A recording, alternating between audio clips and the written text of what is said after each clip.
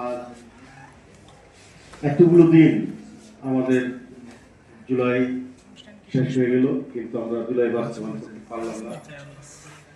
এই দুঃখ নিয়েই আপনাদের মাঝে হাজির হয়েছি। আমাদের মাঝে উপস্থিত আছেন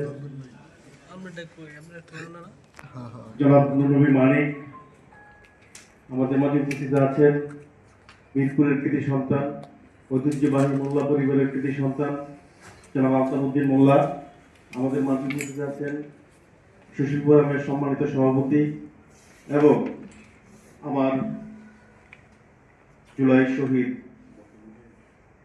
মা এবং বাবারা। আসসালামু আলাইকুম ওয়া রাহমাতুল্লাহ।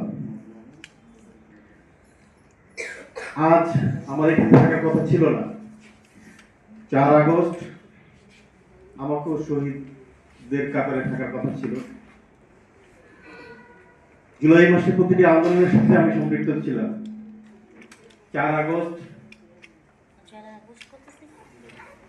আমাকে সেনাবাহিনী রাজপথ থেকে অ্যারেস্ট করে নিয়ে যায়। 12:30 অ্যারেস্ট করে আমাকে ছাড়ে 5:30টার সময়।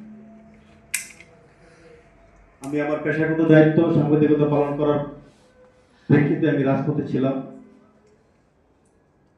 মিরপুর ইন্ডোর স্টেডিয়ামে আমাকে যখন নিয়ে যায়, আমি আল্লাহর কাছে একটি কথা বারবার বলছিলাম, আল্লাহ তুমি জানো যে আমার পরবর্তী পরিস্থিতি, এবং আমি জানি যে আমাকে যে আজকে জুলাই বাস্তবায়ন বিজয় না হয়, তাহলে আমাকে হয়তো পল্লবী থানায় দেওয়া হবে, ইলিয়াস মোল্লার কাছে দেওয়া হবে, অথবা আপনারা আমাকে লাশ পাবেন হচ্ছে বেরিবাদে, বা আজকে গুম বেহরি হিসেবে হয়তো লাশ দাফন হবে।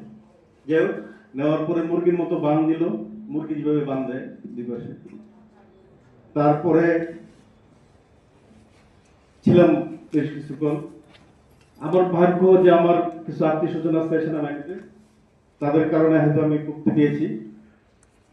আর রাষ্ট্রের যদি পরিবর্তন না হতো, 4:30টার দিকে যখন সেনাবাহিনী মুভ করতে যায়, তখন তাদের মুভমেন্ট চেঞ্জ বুঝতে পেরেছি।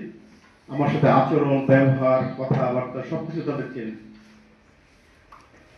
ফলশ্রুতিতে আমার মোবাইলগুলো নিয়ে গেছে। মোবাইলে যত ডাটা ছিল, গত আগস্টের যে লাস্ট কয়েকদিনের যে ছবিগুলা, ডকুমেন্টগুলা, সবগুলো তারা ডিলিট করে দিচ্ছে। যাই হোক, আল্লাহর কাছে শুকরিয়া, আপনাদের মাঝে উপস্থিত হতে পেরেছি। আমি